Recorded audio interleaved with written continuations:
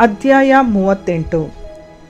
ಇತ್ತ ಯಹೂದನು ತನ್ನ ಅಣ್ಣ ತಮ್ಮಂದಿರನ್ನು ಬಿಟ್ಟು ಅದುಲ್ಲಾಮ್ ಊರಿನವನಾದ ಹೀರಾ ಎಂಬುವನ ಬಳಿ ವಾಸ ಮಾಡಲು ಹೋದನು.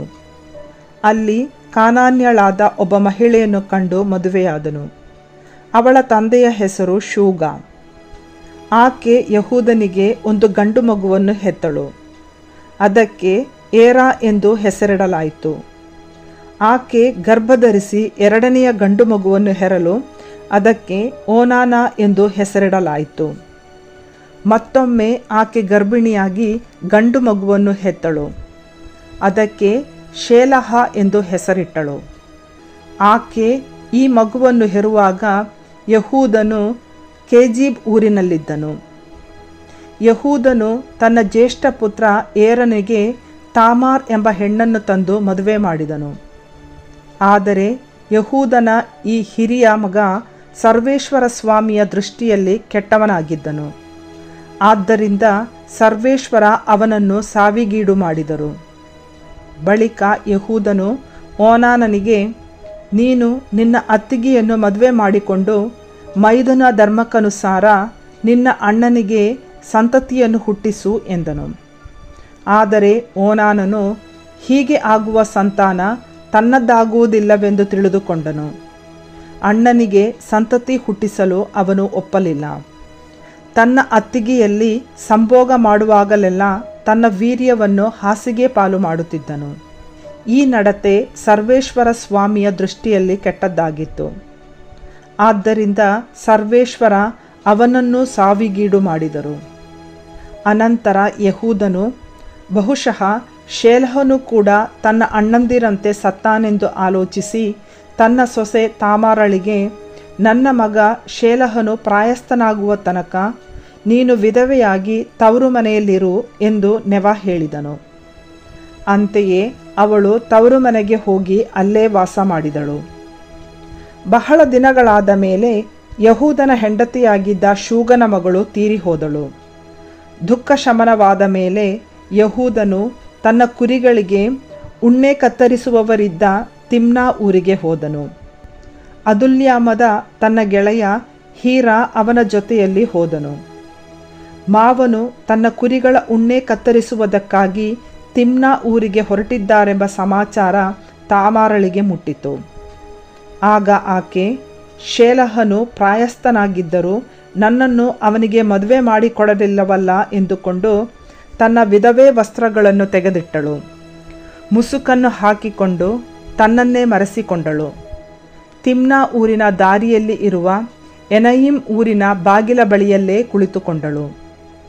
ಯಹೂದನು ಆಕೆಯನ್ನು ನೋಡಿದಾಗ ಆಕೆಯ ಮುಖದ ಮೇಲೆ ಮುಸುಕು ಇತ್ತು. ಸೊಸೆ ಎಂದು ತಿಳಿಯದೇ ಹೋಯಿತು. ಆಕೆ ವೇಶ್ಯೆ ಎಂದೇ ಭಾವಿಸಿ ದಾರಿಯಿಂದ ಓರೆಯಾಗಿ ಆಕೆಯ ಬಳಿಗೆ ಹೋಗಿ, ಸಂಭೋಗಕ್ಕೆ ಬರುತ್ತೀಯಾ ಎಂದು ಕರೆದನು. ಬರಬೇಕಾದರೆ ಏನು ಕೊಡುತ್ತೀಯಾ ಎಂದಳು ಆಕೆ. ಹಿಂಡಿನಿಂದ ಒಂದು ಹೋತ ಮರಿಯನ್ನು ಕಳಿಸುತ್ತೇನೆ ಎಂದ ಆತ. ಆಗ ಆಕೆ, ಅದನ್ನು ಕಳಿಸುವ ತನಕ ನನ್ನಲ್ಲಿ ಏನಾದರೂ ಒತ್ತೆ ಇಡಬೇಕು ಎಂದಳು.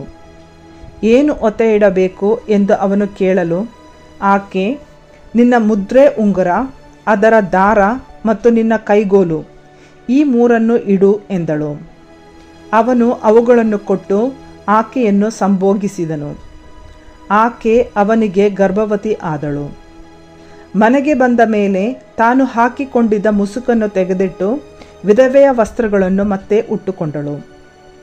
ಯಹೂದನು ತಾನು ಇಟ್ಟಿದ್ದ ಒತ್ತೆಯನ್ನು ಆ ಹೆಂಗಸಿನಿಂದ ಬಿಡಿಸಿಕೊಳ್ಳುವ ಸಲುವಾಗಿ ತನ್ನ ಗೆಳೆಯ ಆ ಅದುಲ್ಯಾಮನ ಸಂಗಡ ಹೋತಮರಿಯನ್ನು ಕಳಿಸಿದನು. ಆಕೆ ಅವನಿಗೆ ಸಿಕ್ಕಲಿಲ್ಲ. ಅವನು ಅವಳ ಊರಿನವರನ್ನು ಎನಯಿಮ್ ಬಳಿ ದಾರಿ ಪಕ್ಕದಲ್ಲಿ ಕುಳಿತಿದ್ದ ವೇಶ್ಯೆ ಎಲ್ಲಿ ಎಂದು ವಿಚಾರಿಸಿದನು. ಅವರು, ಇಲ್ಲಿ ಯಾವ ವೇಶ್ಯೆಯೂ ಇಲ್ಲ ಎಂದು ಉತ್ತರ ಕೊಟ್ಟರು.